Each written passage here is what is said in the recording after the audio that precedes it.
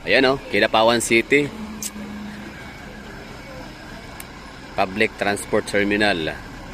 Ayan, dati pa naman, kailan ba ako huling napunta dito? 2013? Pwede. No? 2013 or 2014 yata. Tagal na nun. Like mag 10 years na rin, no? Nahalipas. Meron na to dito. Andito na yun. Develop na to dito. Tapos, I mean, ano na, nakatayo na to rito. Pero hindi pa siya ganito ka-develop, no? Hindi pa ganito katapos yun nung araw. Tapos, itong harap ay, ano pa yan? Latagan pa yan ng mga gulay. Itong area na to dito. Ginagawan po to ng ano, parang market day. 'Di ba meron dito yung every once a week na maglalatag sila ng mga paninda. Tabo kung tawagin. Tabuan or market day. So ngayon hindi lang tong dati kasi ito lang nakatayo diyan. Ngayon may mga ano na, mga terminal ng mga van papuntang kung saan-saan. Mga ano lang din, Central Mindanao or mga Cotabato region or BARM. Gaya na ito, Davao City, bound for Davao.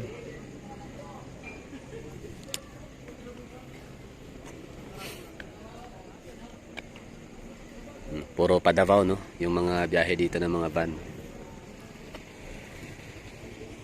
Kidapawan City. So, akala ko dati, walang since wala akong nakikitang Davao, Cotabato City, no? Kaya iniisip ko na parang mahihirapan akong makapuntang Cotabato. Yun pala, meron naman pala.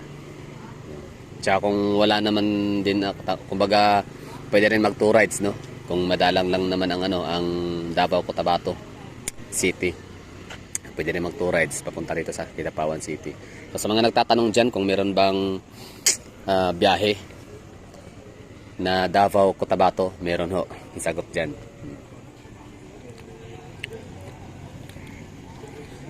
Maliban dito sa loob, papakita ko sa inyo yung labas anong meron sa mga paninda nila ng mga tinitinda dito. May mga parang ano to, market, food market o food park or talagang lagi to rito, no?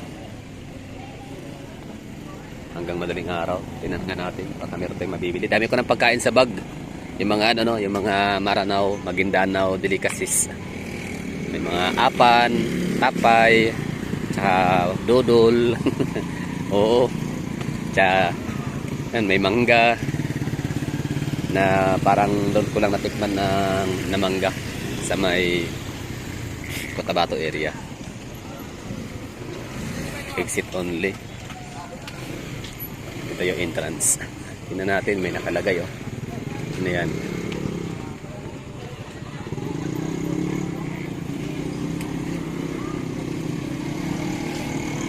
Yun, food park, ganda nga, no? So, yan, for today's video, featuring Kidapawan City Public Transport Terminal. Meron silang mga nagtitinda. The Unknown Coffee. Kaso gabi na. Tsaka hindi naman sila coffee na yung talagang broad or espresso. Ayan, Soroyan.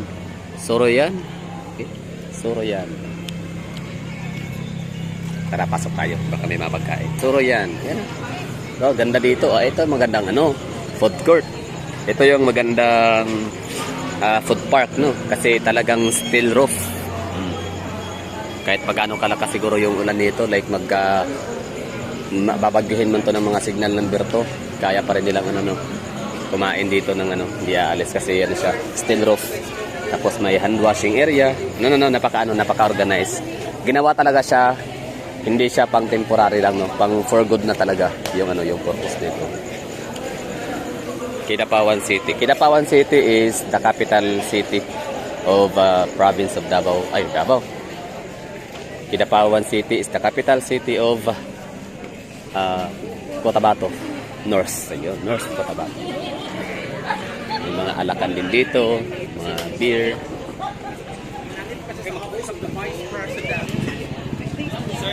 Balot, Pinoy.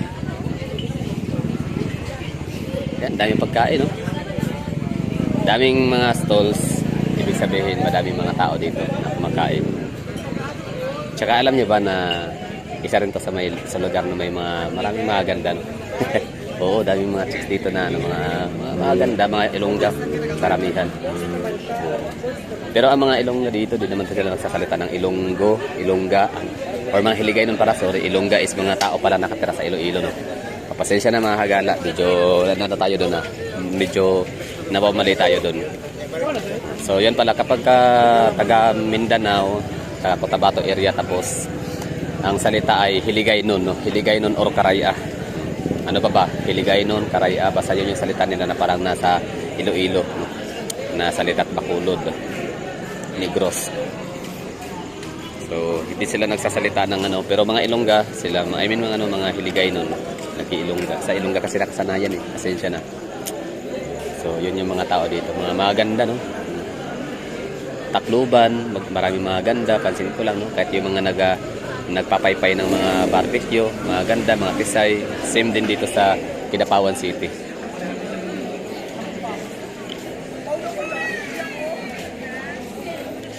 Ikot natin yung camera para makita niyo yung lugar, yung loob. Na syempre pasyal na rin tayo dito. Ano yung mga syempre kapag kagantong lugar, hindi naman siguro to international na no, kagaya sa Iligan na International Food Village. Doon talaga Vietnam, Malaysian, Japan, Korean. So Aidas Barbecue, Kinilaw, halal food. Soroyan, halal food. Chicken, halal food. Barbecue.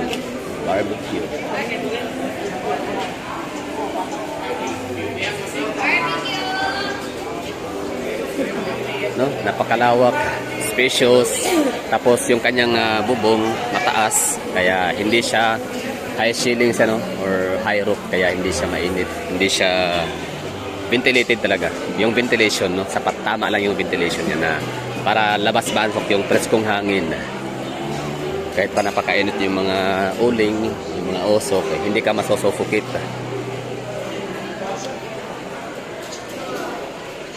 Barbecue. Ayan, no? So yung food choices dito, sige. Yung mga food choices dito, mga lahat barbecue lahat. Kasi ito yung Soroyan. Ito na yung nila, pinaka center stage. Ay, hindi rin pala siya center stage, no, kasi pag sinabi center stage dapat nasa gitna. So dyan sila magtatanghal pag may mga bandang iimbitahan, no? Pwede rin siguro tong hindi na to basta kay food court lang din, no? Pwede na rin siyang gamitin event hall kapag mayroon silang pa-event dito sa Kidapawan City. Kailan lang ba ito shout out mga taga Kidapawan, kailan lang to ginawa itong Soroyan sa Kidapawan? Ang ganda, no? Hindi siya ginawa pang temporaryo lang, talagang pang for good na talaga yung structure. You know? Steel roof, made of steel.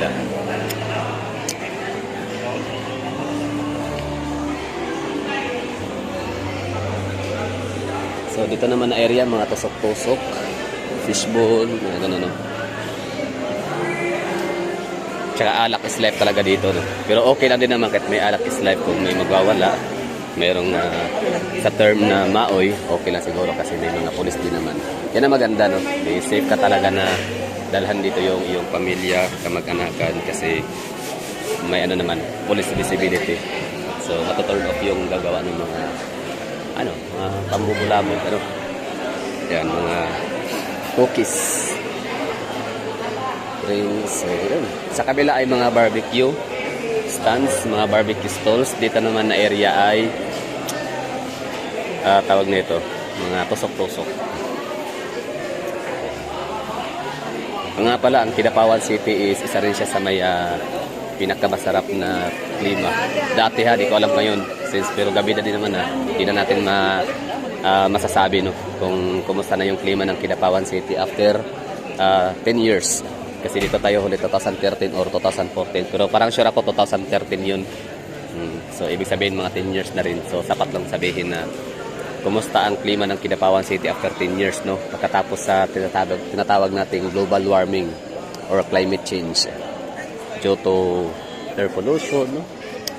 Kakulangan sa pagtatanim ng maraming kahoy, pagdami ng mga subdivisions, pagdami ng produksyon ng mga air condition. Isa yan kasi sa mga mga nagbubuga ng mga carbon dioxide.